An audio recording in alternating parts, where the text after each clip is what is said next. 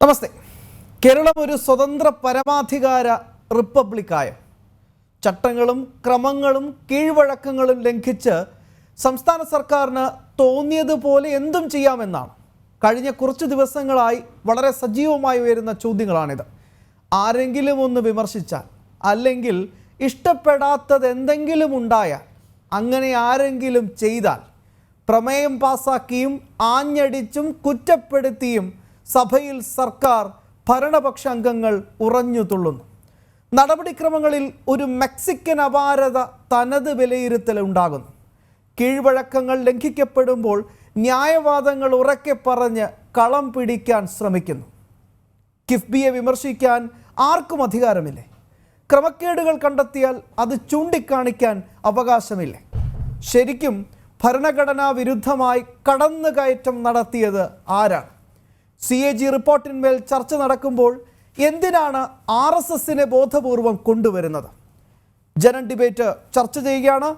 നിയമസഭയിൽ കേട്ടത് വിഘടനവാദത്തിൻ്റെ വെടിയൊച്ച.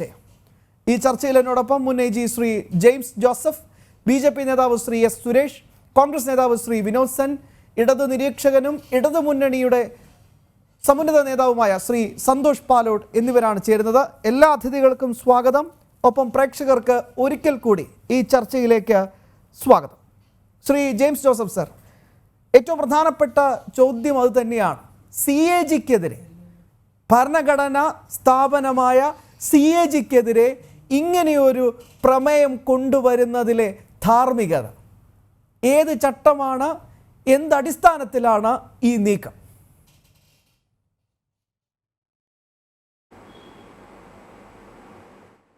Shri James Joseph sir, കേൾക്കുന്നുണ്ടോ? പ്രമേയം ഞാൻ വായിച്ചു. അതിലെ പ്രധാനപ്പെട്ട പോയിന്റ്, അല്ലെങ്കിൽ ഒരേ ഒരു പോയിന്റ്, CAG പറഞ്ഞത് സത്യവിരുദ്ധമാണ്, കള്ളമാണ്. CAG എന്താ പറഞ്ഞത്? CAG പറഞ്ഞത് ഈ കിഫ്ബിയുടെ ബോറോയിങ് യഥാർത്ഥത്തിൽ സ്റ്റേറ്റ് ഗവൺമെന്റിന്റെ ബോറോയിങ് ആണ് എന്നാണ് പറഞ്ഞിരിക്കുന്നത്.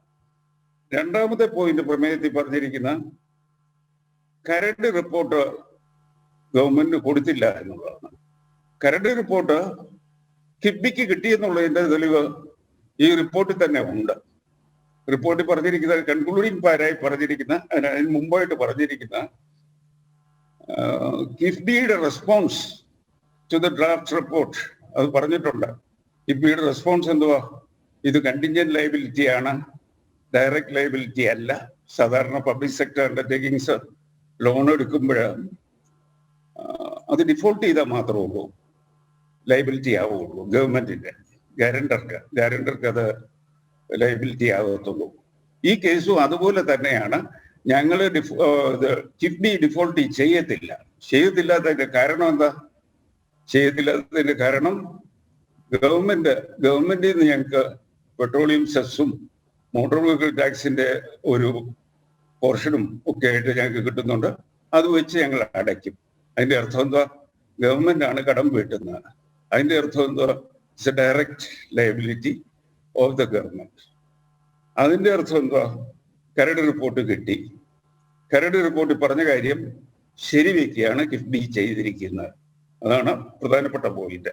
ഈ CAGയുടെ കണ്ടെത്തലുകൾ, സർ ഒരു സംശയം കൂടെ, CAGയുടെ കണ്ടെത്തലുകൾ ഭരണഘടനാ വിരുദ്ധമാണ്, CAG ഭരണഘടനാ വിരുദ്ധമായാണ്, ഒന്നുകൂടി സ്പഷ്ടമായി പറഞ്ഞാൽ സംസ്ഥാനത്തിന്റെ അധികാരത്തിലേക്ക് കടന്നു കയറുകയാണ്, അങ്ങനെയാണെന്ന് നിരീക്ഷണം ഉണ്ടായിരിക്കുന്നത്. മുഖ്യമന്ത്രി വരെ അങ്ങനെയാണ് പോയിന്റ് ഔട്ട് ചെയ്തത്. എങ്ങനെയാണ് സർ ഇത് കടന്നു കയറ്റമാകുന്നത്? അതൊന്ന് ദയവായി പറഞ്ഞുതരാം.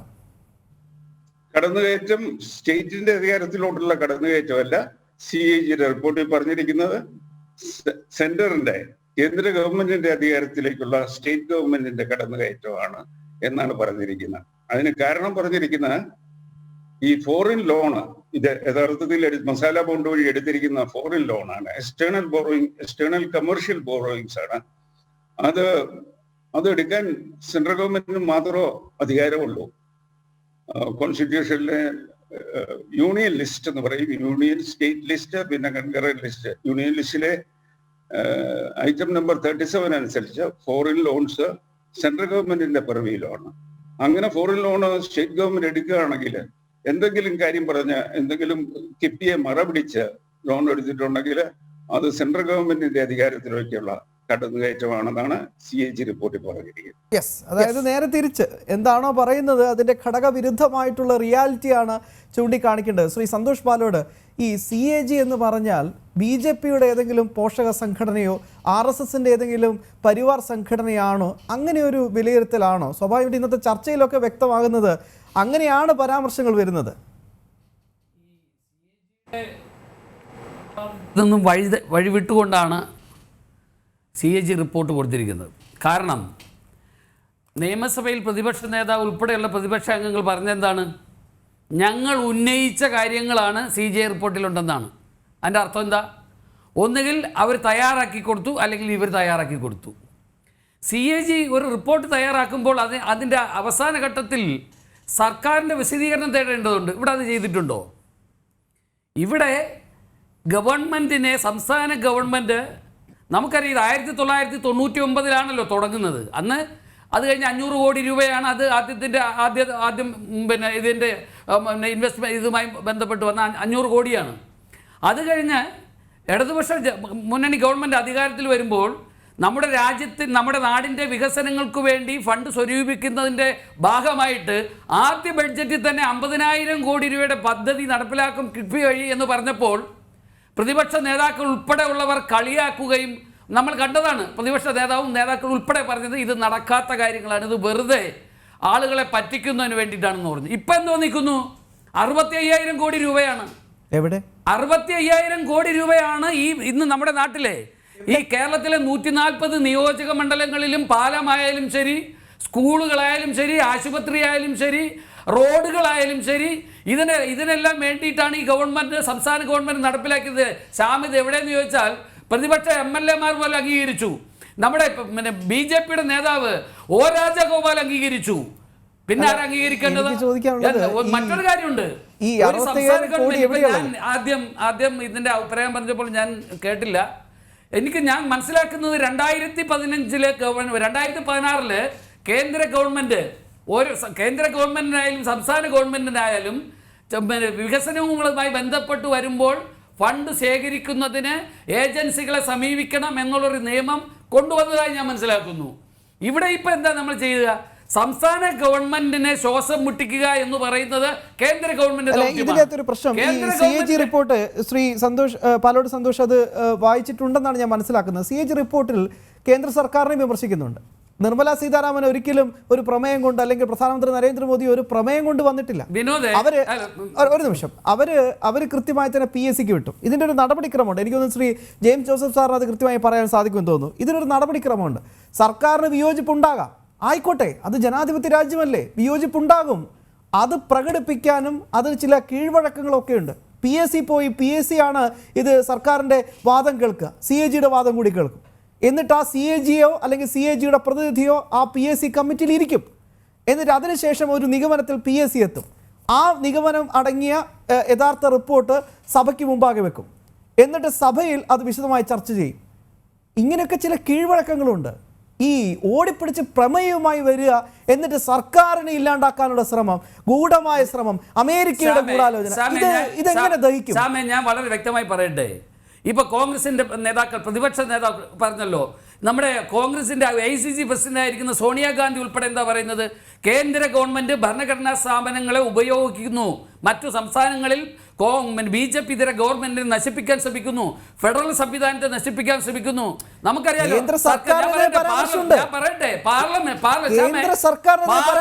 പാർലമെന്റ് തീരുമാനിക്കേണ്ട കാര്യങ്ങൾ സർക്കാർ നടപ്പിലാക്കുന്നു. കോടതി എന്താണ് പറയേണ്ടതെന്ന് സർക്കാർ തീരുമാനിക്കോ? ഇത് ഏത് ഡെമോക്രസിയാണ് നമ്മുടെ നാട്ടിൽ? താങ്കളുടെ തീയതി അങ്ങനെയാണെങ്കിൽ ഈ CAG റിപ്പോർട്ടിൽ കേന്ദ്ര സർക്കാരിനെതിരെ പരാമർശമുണ്ട്. അത് BJPയിലെ ഗ്രൂപ്പുകൾക്ക് ചിത്രീകരിക്കാൻ പറ്റും. ഞാൻ ഈ CAG എന്ന് പറയുന്നത് UDFന്റെ ഭാഗമാണെന്നോ അല്ലെങ്കിൽ BJPയുടെ ഭാഗമാണെന്നോ ഒക്കെ നിങ്ങൾ എങ്ങനെ വരുത്തി തീർത്തോ. പക്ഷേ ഞാൻ ഒരു കാര്യത്തെ വളരെ വ്യക്തമായി പറയുന്നു, കേരളത്തിലെ ഇടതുപക്ഷ ജനാധിപത്യ മുന്നണി ഗവൺമെൻറ് നടപ്പിലാക്കുന്ന സമസ്ത മേഖലകളെയും വികസനങ്ങൾക്ക് വേണ്ടിയിട്ടുള്ള പോരാട്ടം നടക്കുമ്പോൾ ആ പോരാട്ടത്തെ കേരളത്തിലെ ജനങ്ങൾ അംഗീകരിക്കുന്നു. അത് വോട്ടിലൂടെ അംഗീകരിക്കുന്നു. ഇവിടെ UDF ശ്വാസം വിട്ടുന്നു, BJP ശ്വാസം വിട്ടുന്നു. ഒരു നാവിലെ രണ്ട് നാക്കുകളായി BJPയും അതുപോലെ തന്നെ UDF നിൽക്കുന്നു. ശ്വാസം മുട്ടുന്നുണ്ടോ ഇല്ലയോ ഒന്ന് ചോദിച്ചിട്ട് പെട്ടെന്ന് വരാം. ശ്രീ വിനോസൻ, ആമുഖമായിട്ടുള്ള ഒരു വിലയിരുത്തലല്ല, ഈ ശ്വാസം മുട്ടൽ എത്രത്തോളം ഉണ്ടെന്ന് അറിയാൻ വേണ്ടി മാത്രമാണ്. വിനോസൻ ഒന്ന് പെട്ടെന്ന് മറുപടി വേണം. എനിക്കൊരു ഇടവേള കഴിഞ്ഞാൽ വിശദമായി വീണ്ടും തിരിച്ചു വരും. ഇത് ഈ ശ്വാസം മുട്ടലിന് വേണ്ടി മാത്രം പെട്ടെന്ന്. വിഷയത്തെക്കുറിച്ച് അല്പം പോലും പ്രിയപ്പെട്ട ശ്രീ പാലോട് സന്തോഷ് പഠിച്ചിട്ടില്ല. അതുകൊണ്ട് തന്നെ അദ്ദേഹം ഒരു രാഷ്ട്രീയ പ്രസംഗം നടത്തി BJP കോൺഗ്രസ് ശ്വാസം മുട്ടൽ എന്നൊക്കെ പറഞ്ഞിരിക്കുകയാണ്.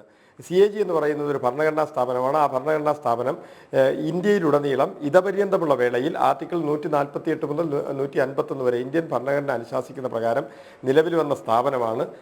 ആ സ്ഥാപനം ഒരു റിപ്പോർട്ട് വയ്ക്കുന്നു. ആ റിപ്പോർട്ടിന് മറുപടി കൊടുക്കുകയാണ്, വിശദീകരണങ്ങൾ പബ്ലിക് അക്കൗണ്ട്സ് കമ്മിറ്റിയിലേക്ക് അത് വിടുമ്പോൾ അതിന് വിശദീകരണങ്ങൾ കൊടുക്കുകയാണ് സാധാരണ എല്ലാ സർക്കാരുകളും ചെയ്യുന്നത്.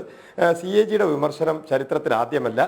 പക്ഷേ ഇത്തരത്തിൽ CAGക്കെതിരെ ഹാലിളക്കിക്കൊണ്ട് CAGക്കെതിരെ ഇതിനെയും ഒരു രാഷ്ട്രീയ ആയുധമായിട്ട് കേരളം എന്തിനേയും ഒരു രാഷ്ട്രീയ ആയുധമായിട്ട് ഉപയോഗിക്കുമ്പോൾ ഈ ഭരണഘടനാ സ്ഥാപനങ്ങളുടെ പവിത്രതയെയും വിശുദ്ധിയെയുമാണ് നാലാംകിട രാഷ്ട്രീയ കളിയിലൂടെ നമ്മൾ നശിപ്പിക്കുന്നത്. നമ്മൾ രാജ്യ താല്പര്യത്തെ കൂടെ, ഇത് നിയമസഭ എന്ന് പറയുന്നത് ഒരു പ്രാദേശിക രാഷ്ട്രീയ പാർട്ടിയുടെ സംസ്ഥാന കമ്മിറ്റി അല്ല, കേരളത്തിൻ്റെ നിയമസഭയാണ്. ഈ രാജ്യത്തിലെ സംസ്ഥാനങ്ങളിൽ ഒന്നിൻ്റെ നിയമസഭയാണ്. അതിന് പരിപാവനതയുണ്ട്, പരിശുദ്ധിയുണ്ട്.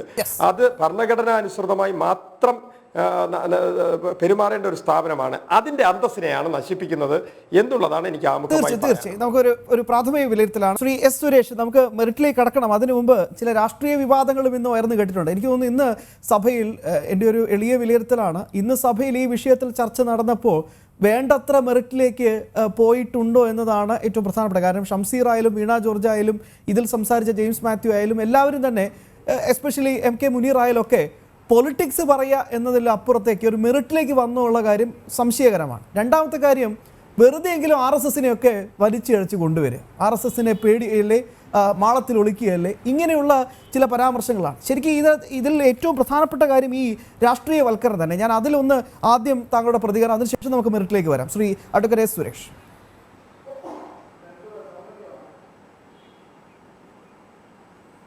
അല്ല, ശ്രീ ശ്യാംബാബു, ഇവിടെ ഈ RSSനെയും BJPയെയും ഒക്കെ വലിച്ചഴയ്ക്കുന്നു എന്നുണ്ടെങ്കിൽ അതിൻ്റെ അർത്ഥം ഈ സർക്കാർ അങ്ങേയറ്റം ഭയപ്പെടുന്നു എന്നുള്ളതാണ്. ഈ സർക്കാർ ഇവിടെ അവരുടെ അടിതെറ്റി വീഴും എന്ന് അവർക്ക് ബോധ്യമായതുകൊണ്ടാണ് അവർ അത്തരത്തിൽ ഇങ്ങനെ അനവസരത്തിൽ അനാവശ്യമായി RSS BJP പോലെയുള്ള സംഘടനകളെ വലിച്ചഴയ്ക്കുന്നത്. ഇവിടെ RSSും BJPയുമായിട്ട് C&AG റിപ്പോർട്ടിൽ യാതൊരു ബന്ധവുമില്ല. നമുക്കറിയാം, C&AG റിപ്പോർട്ട് BJP ഭരിക്കുന്ന സംസ്ഥാനങ്ങളിൽ C&AG റിപ്പോർട്ടുണ്ട്, കേന്ദ്ര സർക്കാരിനെതിരെ C&AG റിപ്പോർട്ടുണ്ട്. മുമ്പ് ഈ കമ്മ്യൂണിസ്റ്റുകാർ തന്നെ PM കെയർ ഫണ്ടിനെ സംബന്ധിച്ച് C&AG റിപ്പോർട്ടിൽ എന്തോ പരാമർശിച്ചിട്ടുണ്ട് എന്ന് പറഞ്ഞ് ഇവിടെ കൊട്ടിഘോഷിച്ചത് നമുക്കെല്ലാവർക്കും അറിയാം. BJP ഭരിക്കുന്ന സംസ്ഥാനങ്ങളിലൊക്കെ തന്നെ ഇത്തരത്തിൽ C&AGയുടെ കണ്ടെത്തലുകൾ വരാറുണ്ട്. അപ്പോൾ അത് ഒരു പുതുമയുള്ള കാര്യമല്ല. കേരളത്തിൽ പോലും K. കരുണാകരനെതിരെയും അതോടൊപ്പം തന്നെ കമ്മ്യൂണിസ്റ്റ് സർക്കാരുകൾക്കെതിരെയും പലപ്പോഴും C&AG റിപ്പോർട്ടുകൾ വന്നിട്ടുണ്ട്. പക്ഷേ ഇവിടെ ഇപ്പോൾ ഈ C&AG റിപ്പോർട്ട് വിവാദമാക്കുന്നതിൻ്റെ പിന്നിൽ ഇത് ഒരു കള്ളൻ്റെ ലക്ഷണമാണ് ഈ സർക്കാർ കാണിക്കുന്നത്. കാരണം ഇവിടെ കിഫ്ബിയുടെ പേരിൽ നടത്തിയിരിക്കുന്ന അതിശക്തമായിട്ടുള്ളൊരു കൊള്ളയുണ്ട്. ആ കൊള്ളയെ മൂടി വെക്കാൻ വേണ്ടിയുള്ള വ്യഗ്രതയാണ് ഇവിടെ നമ്മൾ കാണേണ്ടത്. C&AG റിപ്പോർട്ടിനെതിരെ ഈ PDP പോലെയുള്ള സംഘടനകൾ കാശ്മീർ ഭരിച്ചപ്പോഴോ ഇനി അകാലിദൾ മുമ്പ് ഭിന്ദ്രൻവാലയുടെ പ്രശ്നം ഉണ്ടായിരുന്ന സമയത്ത് പഞ്ചാബൊക്കെ ഭരിച്ചിരുന്നപ്പോൾ പോലും C&AGക്കെതിരെ ഇതുപോലെ നിയമസഭയിൽ പ്രമേയം പാസ്സാക്കുന്ന ഒരു കീഴ്വഴക്കം ഉണ്ടായില്ല. ഇന്ത്യയിലെ ഭരണഘടനാ സ്ഥാപനങ്ങൾക്കെതിരെ സാധാരണ നിലയിൽ പാകിസ്ഥാൻ പാർലമെൻറ്റിലും പാകിസ്ഥാൻ സ്ഥാപനങ്ങളിലുമാണ് ഇങ്ങനെയുള്ള പ്രമേയങ്ങൾ പാസാക്കൽ, രാജ്യത്തെ ഇന്ത്യയെ വിമർശിക്കൽ, ഇന്ത്യയുടെ പരമാധികാരത്തെ ചോദ്യം ചെയ്യൽ ഇതൊക്കെയുള്ളത്. ദൗർഭാഗ്യവശാൽ കേരളത്തിലെ പിണറായി വിജയൻ സർക്കാർ പാകിസ്ഥാൻ ഭീകരവാദികളെക്കാൾ, പാകിസ്ഥാൻ ഭരണകൂടത്തെക്കാൾ ഇന്ത്യയെ വെറുക്കുന്ന, ഇന്ത്യൻ പാർലമെൻ്ററി സംവിധാനത്തെ അവഹേളിക്കുന്ന, അധിക്ഷേപിക്കുന്ന രാജ്യദ്രോഹപരമായിട്ടുള്ള സമീപനങ്ങൾ സ്വന്തം കള്ളത്തരം മൂടിവെക്കാൻ വേണ്ടി, സ്വന്തം കൊള്ളയെ മൂടിവെക്കാൻ വേണ്ടി, തട്ടിപ്പും വെട്ടിപ്പിൽ നിന്ന് രക്ഷപ്പെടാൻ വേണ്ടി കാണിക്കുന്ന ഒരു സാഹചര്യമാണ് ഇപ്പോൾ സംജാതമായിരിക്കുന്നത്. ഇവർ ഫെഡറലിസത്തിൻ്റെ പേരിലാണ് ഇത്തരത്തിലുള്ള വാദമുഖങ്ങൾ ഉന്നയിക്കുന്നത്. ഈ ഫെഡറലിസത്തിൻ്റെ പേരിൽ ഇത്തരത്തിലുള്ള വാദമുഖങ്ങൾ ഉന്നയിക്കുന്ന സമയത്ത് നമ്മളൊന്ന് കാണണം. മുമ്പ് ലൈഫ് മിഷൻ കേസിൽ CBI അന്വേഷണം വന്നപ്പോൾ ഇവർ പറഞ്ഞത് ഫെഡറലിസമാണ്. അതുപോലെ തന്നെ മാർക്സിസ്റ്റ് പാർട്ടി ഇപ്പോൾ പാലക്കാട്ട് CBI അന്വേഷണം, വാളയാർ പെൺകുട്ടികളുടെ പ്രശ്നം, CBI അന്വേഷണത്തിൻ്റെ കാര്യം വന്നപ്പോഴും ലക്ഷക്കണക്കിന് രൂപ ചെലവഴിച്ച് കേന്ദ്രത്തിൽ നിന്ന് വക്കീലന്മാരെ കൊണ്ടുവന്ന് വാദിച്ചത് ഫെഡറലിസം തകർന്നു പോകുമെന്നാണ്. അതുപോലെ തന്നെ നമ്മുടെ കോടിയേരി ബാലകൃഷ്ണൻ്റെ മകനെതിരെ മയക്കുമരുന്ന് കേസിൽ പ്രതിയാക്കപ്പെട്ടപ്പോഴും ഫെഡറലിസം തകർന്നു പോകുന്നു. അങ്ങനെ CPM പ്രതിയായിട്ടുള്ള വെട്ടിപ്പ് നടന്നാൽ അവർ ഫെഡറലിസം തകർന്നു എന്ന് നിലവിളിക്കും. CPM പ്രതിയായിട്ടുള്ള ബലാത്സംഗം നടന്നാൽ അതിനെക്കുറിച്ച് അന്വേഷിച്ചാൽ ഫെഡറലിസം തകരുന്നു എന്ന് നിലവിളിക്കും. ആ രീതിയിൽ ഫെഡറലിസം എന്ന് പറയുന്നത് ഇവർക്ക് രക്ഷപ്പെടാനുള്ള ഒരു കച്ചിത്തുരുമ്പായിട്ടാണ് ഇവർ ഇപ്പോൾ ഉപയോഗിച്ചുകൊണ്ടിരിക്കുന്നത്. ഞങ്ങൾക്ക് പറയാനുള്ളത്, ദയവ് ചെയ്ത് നിങ്ങൾ കൊള്ള നടത്തുന്നു, ഇവിടെ ദുരിതങ്ങളുടെ പേരിൽ, ദുരന്തങ്ങളുടെ പേരിൽ കൊള്ള നടത്തുന്ന ഒരു ഭീകര സർക്കാരാണ് ഈ കേരളം ഭരിക്കുന്നത്. നിങ്ങൾ കൊള്ള നടത്തുന്നത് പിടിക്കപ്പെട്ടിരിക്കുന്നു. ദയവ് ചെയ്ത് നിങ്ങൾ ജനാധിപത്യ മൂല്യങ്ങൾ അവഹേളിക്കരുത്, നിങ്ങൾ അതിനെ അപമാനിക്കരുത്. നിങ്ങൾ കേരളത്തിൻ്റെ അസംബ്ലിയെ കള്ളന്മാർക്കും കൊള്ളക്കാർക്കും വേണ്ടിയുള്ള ദാസ്യപ്പണി ചെയ്യുന്ന സംവിധാനമായിട്ട് മാറ്റരുത്. ഇവിടെ ശ്രീ ശ്യാംബാബു, നമുക്കറിയാമല്ലോ, ഇവിടെ നേരത്തെ ഈ നിയമസഭ ഏതൊക്കെ രീതിയിലുള്ള പ്രകോപനങ്ങളാണ്, ഏതൊക്കെ രീതിയിലുള്ള അഴിഞ്ഞാട്ടമാണ് നടത്തിയിട്ടുള്ളത്. നമ്മൾ ഓരോന്നായിട്ട് എടുക്കുക. കാരണം മുമ്പ് വടക്കാഞ്ചേരി ലൈഫ് കേസിൽ CBI അന്വേഷണം വന്ന സമയത്ത് ആ ലൈഫ് പദ്ധതിയുമായി ബന്ധപ്പെട്ട് ഈ അസംബ്ലിയുടെ പ്രിവിലേജിനെയും എത്തിക്സിനെയും ബാധിച്ചു എന്ന് പറഞ്ഞ് ഏതോ ഒരു വിവരദോഷിയായിട്ടുള്ള CPM MLA ഒരു കത്ത് കൊടുത്തു. അതിൻ്റെ പേരിൽ CBIക്കെതിരെ നോട്ടീസ് അയക്കാനുള്ള അഹങ്കാരം കാണിച്ച ഒരു അസംബ്ലിയാണിത്. CBI എന്ന് പറയുന്ന ഒരു അന്വേഷണ ഏജൻസിയുടെ ആത്മവീര്യത്തെ തകർത്ത് അവരുടെ അന്വേഷണത്തെ അട്ടിമറിക്കാൻ വേണ്ടി കേരളത്തിൻ്റെ അസംബ്ലി കൂട്ടുനിന്നു എന്നതാണ് അതിൽ നിന്ന് നമുക്ക് ബോധ്യമായത്. അതിനുശേഷം EDയുടെ അന്വേഷണം, ഇവിടുത്തെ ഇതുമായി ബന്ധപ്പെട്ട് ED അന്വേഷണം നടത്തിയപ്പോൾ EDക്ക് നോട്ടീസ് കൊടുക്കാൻ തയ്യാറായിട്ടുള്ള ഒരു സർക്കാരാണ്. കസ്റ്റംസിന് നോട്ടീസ് കൊടുത്ത സമയത്ത് K അയ്യപ്പന്റെ വിഷയം വന്നു, ഇവിടുത്തെ സ്പീക്കറുടെ അസിസ്റ്റന്റ് സെക്രട്ടറി. അതെ അതെ ഈ പറഞ്ഞു അയ്യപ്പന്റെ വിഷയം വന്നപ്പോൾ അയ്യപ്പനെ സംരക്ഷിക്കാൻ വേണ്ടി, അതെ അതെ പറഞ്ഞോളൂ സുരേഷ്, ആ പോയിന്റ് പൂർത്തിയാക്കും. അയ്യപ്പനെ സംരക്ഷിക്കാൻ വേണ്ടി ആദ്യം പറഞ്ഞത് അസംബ്ലി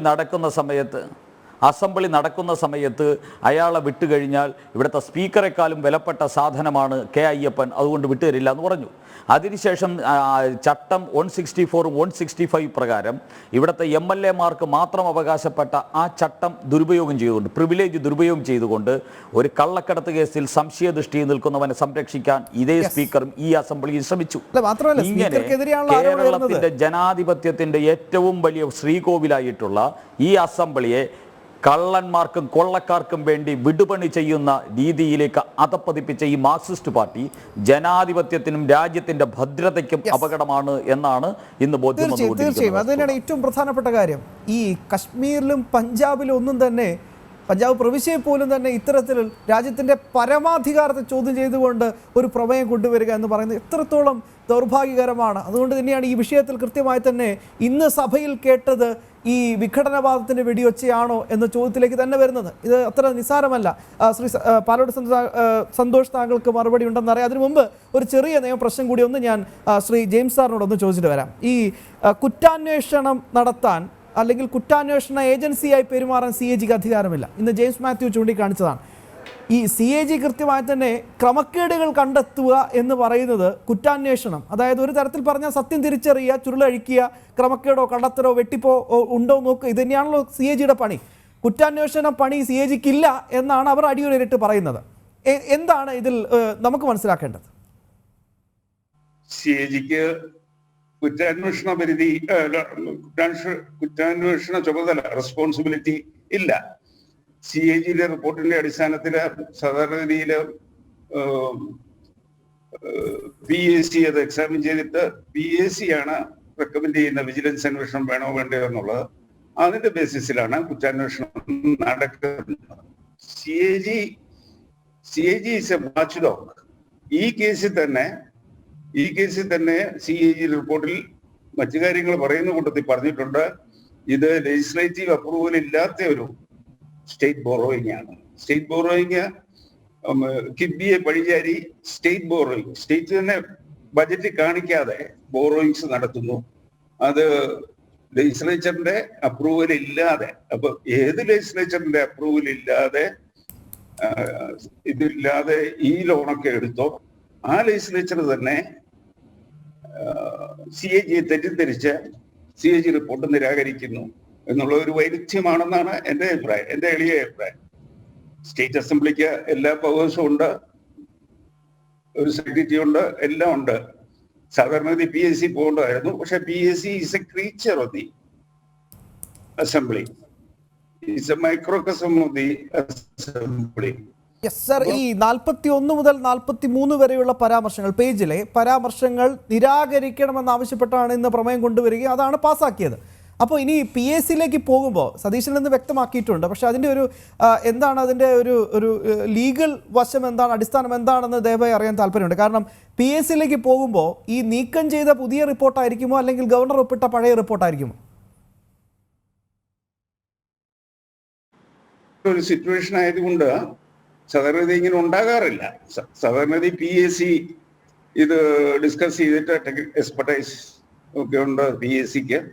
അവരത് ഡിസ്കസ് ചെയ്തിട്ട് CAGയെ വിളിച്ചിട്ട് CAGയുടെ അഭിപ്രായം കേട്ടിട്ട് എന്തെങ്കിലും റെക്കമെൻഡേഷൻ നടത്തും. വിത്ഡ്രോ ചെയ്യണമെങ്കിൽ അത് നിരാകരിക്കണമെങ്കിൽ PACക്ക് ചെയ്യാം.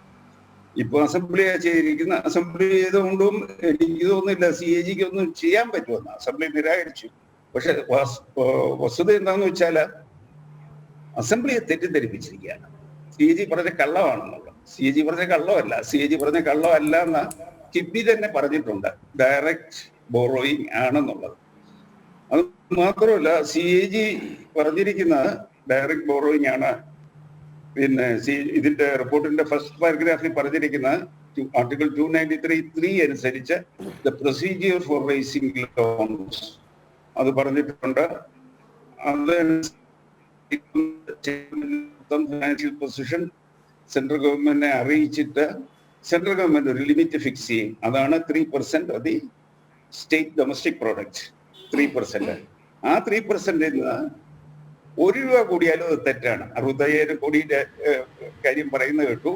₹1 കൂടിയാലും അത് തെറ്റാണ്. It's A violation of the constitution. നല്ല ഉദ്ദേശത്തോടു കൂടിയായിരിക്കും 65,000 കോടിയുടെ പ്രോജക്ട് കൊണ്ടുവന്നിരിക്കുന്നത്. പക്ഷെ ₹1 കൂടിയാലും ഇങ്ങനെ എടുത്താൽ അത് തെറ്റാണെന്നുള്ളത്. ഒരു ഒറ്റ ചോദ്യം കൂടിയുണ്ട് ഈ വിഷയത്തിൽ. രണ്ടാമത്തേത്, ഇങ്ങനെയൊക്കെ ഒരു കൺക്ലൂഷനായിട്ട് നമുക്ക് പറയുമെങ്കിൽ ഈ നേരത്തെ ഒരുപാട് പ്രമേയങ്ങൾ പാസ്സാക്കിയിട്ടുണ്ടല്ലോ. അപ്പോൾ ഈ പ്രമേയത്തിൻ്റെ ഒരു ശക്തി എന്താണ് ശരിക്ക്? അതോടൊപ്പം കേന്ദ്ര സർക്കാരിന് ഏതെങ്കിലും രീതിയിൽ ഇടപെടാൻ പറ്റുമോ? കാരണം ഇത് ഒരു ക്രമക്കേടുണ്ടെന്ന് തെളിഞ്ഞ സാഹചര്യത്തിൽ പ്രമേയം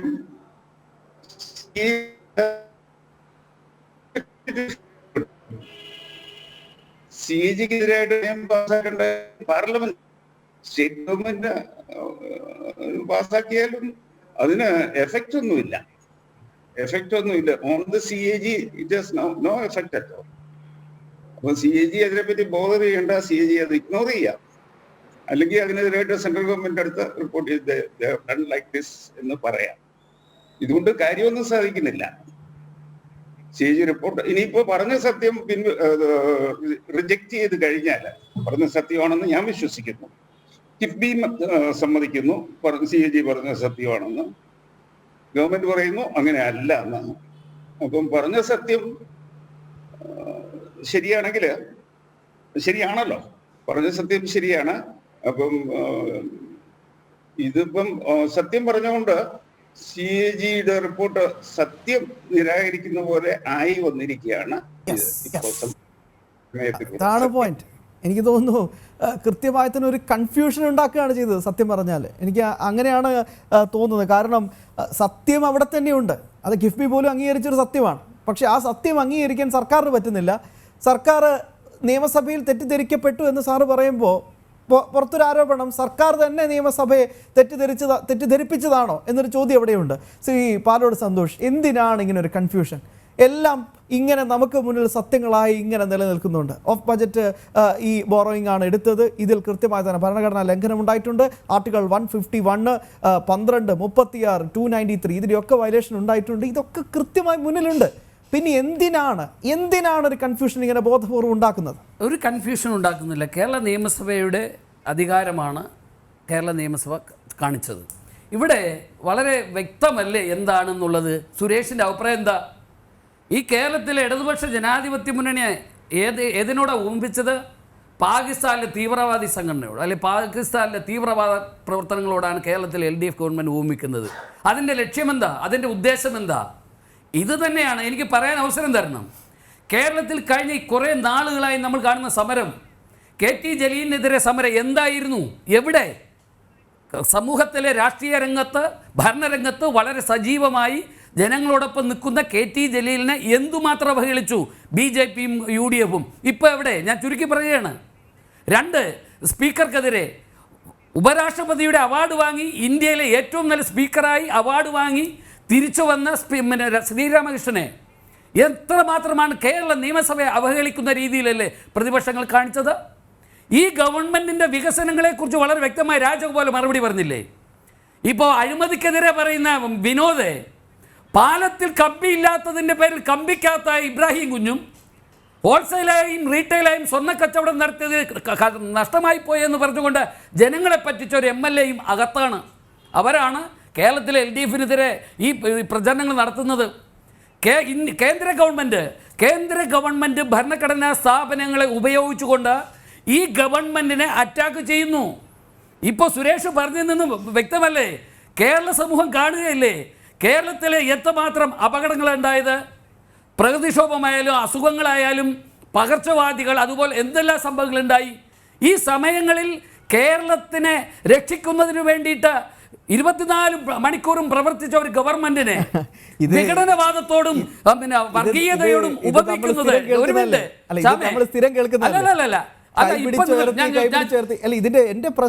കേരള നിയമസഭയിൽ ഞാൻ പറഞ്ഞു തീരട്ടെ ശ്യാമേ, കേരള നിയമസഭയിൽ വന്ന കാര്യവുമായി ബന്ധപ്പെട്ട് സുരേഷ് പറയുമ്പോൾ അതിന് മറുപടി പറയണ്ടേ? നിങ്ങൾ അത് കേട്ടില്ലേ? അപ്പോൾ ഒരു ഗവൺമെന്റിനെ, ജനാധിപത്യ മൂല്യങ്ങൾ സംരക്ഷിക്കുന്ന ഒരു ഗവൺമെന്റിനെ കുറ്റങ്ങളും കുറവുകളും ഉണ്ടാകാം, അത് സ്വാഭാവികം. അതിനെങ്ങനെയാണ് ഊമിക്കുന്നത്?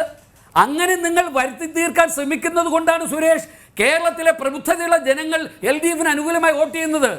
നിങ്ങൾ കഴിഞ്ഞ ഈ 4.25 വർഷക്കാലമായി ഈ ഗവൺമെന്റ് ഏത് മേഖലയിലാണ് ക്ഷേമകാര്യങ്ങൾ നടപ്പിലാക്കുന്നതിന് ഇന്ത്യയിലെ നമ്പർ 1 സംസ്ഥാനമാണ് കേരളം. പ്രവർത്തന മികവില്ല എന്നൊന്നും ഇവിടെ ആരും സൂചിപ്പിച്ചിട്ടില്ല. അതൊക്കെ പ്രവർത്തന മികവില്ല എന്നും അഴിമതിയാണെന്നും വിഘടനവാദമാണെന്നും വർഗീയതയാണെന്നും അത് കൂട്ടിച്ചേർക്കേണ്ടത് ഞാൻ പിൻവലിക്കേണ്ട ആവശ്യമില്ല. അത് എന്റെ ചോദ്യമാണ്. തീർച്ചയായും ശ്രീ സുരേഷ് അതിൽ പ്രതികരിച്ചു എന്നേ ഉള്ളൂ. ഞാൻ ചോദിക്കുന്ന ഒറ്റ ചോദ്യമേ ഉള്ളൂ. ലോകത്ത് ഈ വിഷയത്തിൽ ഒരു രാജ്യത്തും ഇപ്പോൾ കശ്മീരിനെ പറ്റി എപ്പോഴും പറയായിരുന്നു പഴയ കശ്മീരാണ്, പുതിയ കശ്മീർ എന്നല്ല. പുതിയ കശ്മീരിലൊക്കെ നല്ല രീതിയിൽ ദേശീയ ബോധമുള്ള യുവാക്കളൊക്കെയാണ് വളർന്നു വരുന്നത്. ഈ പഴയ കശ്മീരിൽ പോലും അവരുടെ അസംബ്ലിയിൽ ഇങ്ങനെ ഭാരതത്തിൻ്റെ പരമാധികാരത്തെ ചോദ്യം ചെയ്യുന്ന രീതിയിലേക്ക് ഒരു രീതിയും വന്നിട്ടില്ല. ഇവിടെ ഒറ്റ ചോദ്യം എനിക്കുള്ളൂ, എനിക്കൊറ്റ ചോദ്യമുള്ളൂ ഈ വിഷയത്തിൽ. ശ്രീ വിനോദ് സെന്നും കൂടിയാണ് ആ ചോദ്യം, ദയവായി ഒന്ന് കേൾക്കുക. ഈ കേന്ദ്ര നിയമം നാളെ ഒരു നിയമം പ്രഖ്യാപിച്ചു. ആ നിയമത്തിനെതിരെ നമ്മൾ ഇവിടെ നിയമസഭ കൂടിയിട്ട് ഒരു പ്രമേയം പാസ്സാക്കുക, അല്ലെങ്കിൽ നമുക്കൊരു നിയമനിർമ്മാണം നടത്താൻ പറ്റുമോ? വളരെ സിമ്പിളായിട്ടൊരു ചോദ്യമാണ്. അതിന് വളരെ വ്യക്തമായി പറയാം. ഓരോ സംസ്ഥാനത്തിൻ്റെയും നമ്മുടെ ഇന്ത്യയിലെ പല സംസ്ഥാനങ്ങൾക്ക് പല പ്രത്യേകതകളുണ്ട്. ആ സംസ്ഥാനത്തിൻ്റെ വികസനങ്ങൾക്ക് വേണ്ടി കേന്ദ്ര നിലപാട് സ്വീകരിച്ചാൽ അത് പ്രതികരിക്കേണ്ട ബാധ്യത ഒരു സംസ്ഥാനത്തിനുണ്ട്. അത് പൗരത്വ നിയമമാവട്ടെ, ഇത് പിന്നെ കാർഷിക നിയമമാകട്ടെ, ഇപ്പോൾ CAC റിപ്പോർട്ടിൻ്റെ കാര്യത്തിലാകട്ടെ, ഇതെല്ലാം സംസ്ഥാന ഗവൺമെൻറ്റിനെ ടാർഗറ്റ് ചെയ്യാൻ വേണ്ടിയിട്ട് ബോധപൂർവം കേന്ദ്രത്തിലെ ഭരണഘടനാ സ്ഥാപനങ്ങളെ ഉപയോഗിക്കുന്നൊരു സാഹചര്യം ഉണ്ടാകുന്നു. അതുവഴി കേരളത്തിൽ BJPയും UDFും ഒരുമിച്ച് നിന്നുകൊണ്ട് ഈ ഗവൺമെൻറ് അറ്റാക്ക് ചെയ്യുന്നു. എന്താ ശ്യാമേ? ഇത് കേരളത്തിലെ ഇന്ത്യയിലുള്ള മറ്റു സംസ്ഥാനങ്ങളെ അപേക്ഷിച്ച് എല്ലാ അർത്ഥത്തിലും ചിന്തിക്കുന്നൊരു ജനസമൂഹമുള്ളതാണ് കേരളം എന്ന് ഞാൻ മനസ്സിലാക്കുന്നു. ആ സമൂഹത്തെ ഈ ഗവൺമെൻറ്റുകളും രാഷ്ട്രീയ പാർട്ടികളും സ്വീകരിക്കുന്ന നിലപാടുകൾ ജനാധിപത്യത്തിനും വികസനങ്ങൾക്കും എതിരാണെന്നും അത് കേന്ദ്രീകൃതമായ അധികാര താല്പര്യങ്ങൾക്ക് വേണ്ടിയിട്ടുള്ള രാഷ്ട്രീയ നിലപാടാണ്. അങ്ങനെ ഒരു narrative- അതുകൊണ്ട് അല്ല, അല്ല, അതുകൊണ്ട് അങ്ങനെ തന്നെയാണ്. അത് narrative ഒരു മിനിറ്റ്, ഒറ്റ മിനിറ്റ് ശ്യാമേ, ഞാൻ വളരെ വ്യക്തമായി പറയട്ടെ. അങ്ങനെയല്ലേ കഴിഞ്ഞ 4.25 വർഷമായി കാണുന്നത്. എന്നിട്ട് ഇപ്പൊ തെരഞ്ഞെടുപ്പിൽ ഇടതുപക്ഷ ജനാധിപത്യ മുന്നണിക്ക് അനുകൂലമായപ്പോൾ ഞാൻ വിചാരിക്കുകയായിരുന്നു എന്താണ് അത് പറയാത്തത്. നിങ്ങൾക്ക് എന്താ ഉദ്ദേശം? Yes. നിങ്ങൾക്ക് ഓരോ സമയത്തും അതിൻ്റെതായ അജണ്ടയുണ്ട് രാഷ്ട്രീയമായ. അത് ഭരണഘടനാ സ്ഥാപനങ്ങൾ ഉപയോഗിക്കുക അല്ലെങ്കിൽ മറ്റെന്ത് ഉപയോഗിച്ചാലും ഇത് കേരളത്തിലെ ജനത കാണുന്നു. ജനങ്ങൾ പ്രതികരിക്കും, അത് വോട്ടിലൂടെ പ്രതികരിക്കും. വീണ്ടും LDF അധികാരത്തിൽ വരും. അധികാരത്തിൽ വരാതിരിക്കുന്നതിന് വേണ്ടി ആയിക്കോട്ടെ, ഈ ഗവൺമെന്റ് മോശമാണെന്ന് വരുത്തി തീർത്താൽ അത് ജനങ്ങളോട് പറയേണ്ട ബാധ്യത. ഒരു കാര്യം കൂടി രാഷ്ട്രീയ പാർട്ടികൾക്ക് ഒരു കാര്യം കൂടി ഞാൻ വേഗത്തിൽ തിരിച്ചെത്താം.